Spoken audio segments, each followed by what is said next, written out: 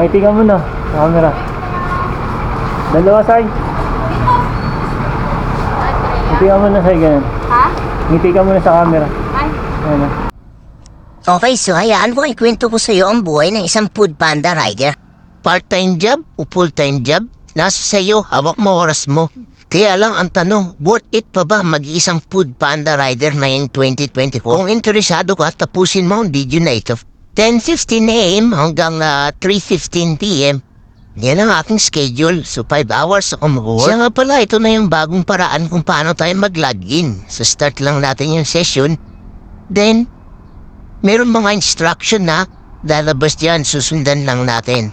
Last month lang ito nag-umpisa, ngayon 2024. So ngayon ay May, so nag-start ito mga FL. So yan, slowly turn your head to the left, slowly turn your head to the right, and smile. So yan, din mapapatunayan kung talagang ikaw yung gumagamit ng account na ito. So yun na nga, ang ganda ng bagong feature si Panda. Dati kasi, mag-selfie ka lang okay na. Pero sa ngayon kailangan ng video. So kailangan lang nating ulit-ulitin kung hindi nakuha yung paggalaw ng ating ulo. So yan, na-receive na. So okay, good na. Kaya nga pala, 30 minutes bago mag-umpisa yung duty, pwede ka na makapag-login. At para maiwasan na rin, malate ka sa yung duty. Okay, silipin natin kung ano-anong mga laman ng apps na ito. So yan, kung makikita niyo sa screen, yung kulay blue, yan po yung current location mo. Siyempre, dapat tumambay ka doon sa maraming vendor. Yung sinasabi kong vendor, kagaya ng McDo, Jollibee, Mang Inasal, o yung mga pagkainan na doon ka pwedeng kumain ng pagkain at i-deliver. Okay, so pindutin lamang yung tatlong guhit na yon at makikita mo na ang laman nito.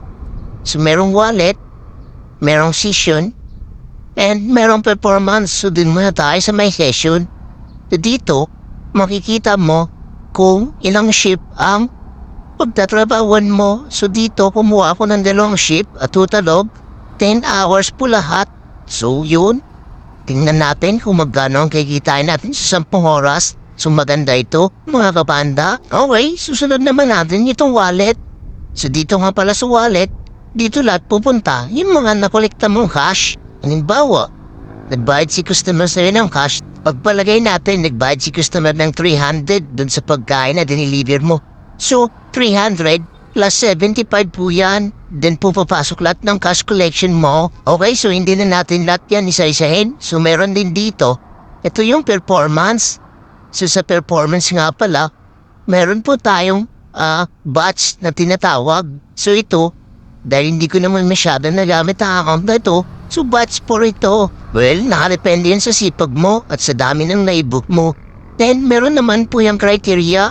Opo, sa 1 linggo mong pagtatrabaho, si Food Panda na po ang bahala kung anong performance rate mo. Maaaring batch 1 ka, batch 2 ka, batch 3 ka o batch 4. Pero sinishare ko lang sa inyo na mas malaki ang fare pag ikaw ay batch 1. Mas malaki siya sa ibang mga batch. Well, mas malaki ang kita pag batch 1. Deserve mo yan kasi masipag ka.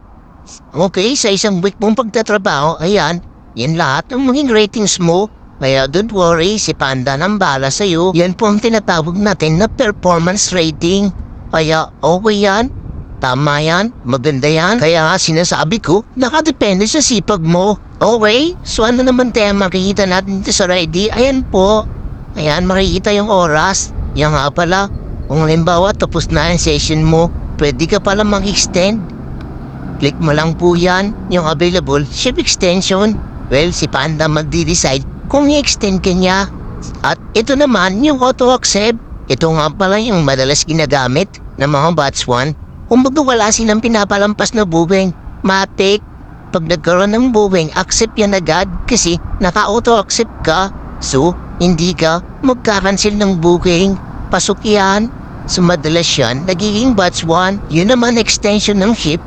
Well, nakadepende po yan sa demand ng araw na yun o ng oras na yun. So yun na nga mga kapanda. So ready na, nakalagay na yung aking bag. So bigyan mo lang ay ng idea. So dito ka tumatambay. Dahil malamig, may pulo ng mangga. Sobrang init ng panahon ngayon. Kailangan mo talagang sumilong. At saka nakikita niyo yun, andun yung McDo. So yan ang inaabangan ko, yung may mag-book yan. Sigurado, pasok agad sa akin yan. Tsaka kitang-kita nyo, nagsusulo ako, wala akong kalaban. So siyempre, pasok sa akin ang booking. So ayun na nga, may pumasok na. So So ayan. So bigla na lang lumabas sa screen. O tingnan nyo. So 35 pesos. Malapit lang po yan dito. Then ang ating pick up. Diyan mismo sa McDo. So yun. Sa pag-accept nga pala ng booking. Meron nung po minuto yan. So nakikita niyo pang red line na yan. Pag naubos na po yan, mawawala na po yung booking. Kaya pag ikaw ay naka-auto accept, hindi mangyayari sa yun. Dahil accept na agad. Pero dahil hindi tayo naka-auto accept, kailangan natin i-accept bago mawala yung red line. So ayun na nga, in-accept ko na. Okay, so lumabas na. So meron nabigay. Ginagamit po yan kung hindi mo alam kung saan yung vendor. Halimbawa, malayo sa'yo. Or gamitan mo yan na map. Ayan po. So dahil malapit lang, katabi lang natin ng McDo, hindi na natin kailangan hanapin yan. Kung sakaling hindi mo naman kabisado, sundan mo lamang yung pin. I'm sure tama yan. And then, pagkatapos mong makarating dun sa vendor, click mo lang po yan, yung arrive at the vendor. Patunayan na nandun ka na mismo sa vendor. Ayan po, meron naman pong address yan. At saka hindi ka po maliligaw kasi sakto nakapin po yan. So yun, dahil sa part ko, napakalapit lang naman ng McDo, so arrive at the vendor na. So dito, makikita mo na yung mga order ni customer. So tip ko sa'yo, familiarize mo na kung anong meron sa mga order niya.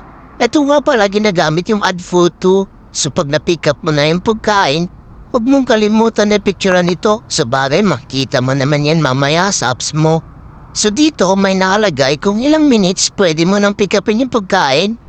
So pag nagkulay green na yan, so ibig sabihin ready na yung pick upin. So pwede mo nang puntahan mismo yan kung saan kukuhanin yung order na food. Ito nga pala, isa rin sa mga importante, yung sobre na yan, buksan niyo po yan. Kasi dyan minsan merong note si customer at dyan ka rin pwede magtanong kung baga yun yung pinaka-chatbot nyo ng customer. Halimbawa, pwede kang mag-message yan na on the way ka na. Kahit na namang malayo ka pa. At dyan din minsan may pakisuyo si customer. Minsan nga sabi, padagdag naman ng ketchup. Hindi lang yun. Gusto pa, wings, puro kaliwa. Grabe naman yan. Biglang may nagpop up, plus 26. Isa lang ibig sabihin yan, pinasukan pa tayo. Ito naman po yung tinatawag natin na double run o double book. Malapit lang ito. Halos magkatabi lang, isang subdivision lang. Ayan po, so 26 pesos lang ang pair. So maganda na rin to mga kapanda. Yun na nga, magkalapit lang. Yung isa phase B, yung isa phase C. Kunin ko na to, sayang din to. Yan, add to trip na. So yan, double book. So dalawa na rin yung number. Yun na nga pala yung number sa taas. Yun yung mga reference mo kung paano ka mag-pick up mamaya. So yun, delivery is ready to pick up na. Kaya tara na, ano pa hinihintay natin? Punta na natin to mga kapanda. Okay, so yan, di ba? Ang bilis ko. Nandito na agad ako. So yun, malaga na. Ito nga pala, merong logbook. So kailangan natin mag-logbook po dyan. So ayun, tanangin na natin. Ayan na si Miss McDo. Ay nga pala doon kay Miss Isa. Yan o, shoutout nga pala. Yan, in crew. Tingnan mo na, sa camera. Dalawa, Sai. Ngiti ka muna, Sai, ganyan. Ha? Ngiti ka muna sa camera. Ay, Ayan na. nag-vlog ako. Subscribe mo ako. Anong pangalan mo? Ito, dito. Ito na yan, dalawa mo. Ayan o, manibela mo. Sa YouTube. Thank you. Thank you. Ayan. Ito yung isa. So ayan, madali lang naman po yan. Tingnan lamang yung pangalan sa resibo at pangalan dun sa apps mo. Nandipicturean mo yung resibo. Kailangan malinaw po ito. Pindutin mo yung confirm pick up. Ito yung magkasama. So yan, kailangan tandaan mo yung mga pagkain nila. So sa pangalawa naman, ganun din. Kukuhaan din natin ng picture. Yan. Isa naman, ito. Patapos natin makuha ng picture, pick up na natin. Confirm pick up. So ganun lang po yung kasimple. So ayan, na-pick up na natin yung dalawang order. So tara na. Lagyan na natin sa ating bag. Mga kapanda, ito nga pala importante dahil double run ito. Ngayon, kung anong nakalagay dyan sa apps mo na una, yun ang sundin mo. Yun muna ang una mong i-deliver. Kaya nga tip ko sa'yo, yung pangalawang customer, i-message mo na doon, sobre, sabihin mo sa kanya, second deliver siya, kaya maaaring madelay siya ng konti. Okay, so sobrang haba ng pala ng video na to. So hatiin ko to sa part 1 at saka part 2. So panoorin niyo yung part 2 nito. I hope na marami kayong matutunan dito hanggang matapos po yung part 2. Kaya ano pang hinihintay mo?